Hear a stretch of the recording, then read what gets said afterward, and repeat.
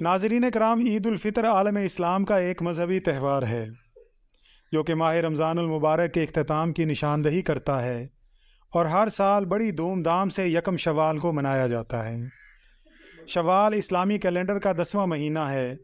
عید عربی زبان کا لفظ ہے، اس کے معنی خوشی، جشن اور فرحت کے ہیں، جبکہ فطر کے معنی روزہ کھولنے کے ہیں، یعنی روزہ توڑنا یا ختم کرنا۔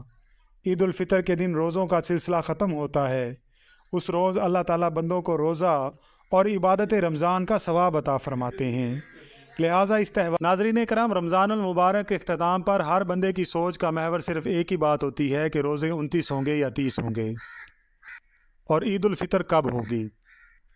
ناظرین، سعودی سرکاری میڈیا کے مطابق 20 اپریل کو عید الفطر کا چاند نظر آنے کا امکان ہے، یعنی عید 21 اپریل 2023 کو ہوگی۔ پاکستانی میڈیا کی میجورٹی بھی اس بات کی تصدیق کر رہی ہے۔ ناظرین، ہوتا وہی ہے جو اللہ تعالیٰ کی مرضی ہوتی ہے۔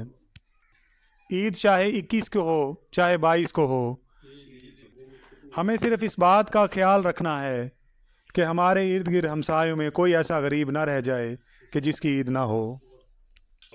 اللہ تعالیٰ سے دعا ہے کہ اللہ تعالیٰ ہمیں عید الفطر کی خوشیوں میں اپنے تمام غریب بھائیوں کو بھی شامل کرنے کی توفیق عطا فرمائے۔ آمین یا رب العالمین۔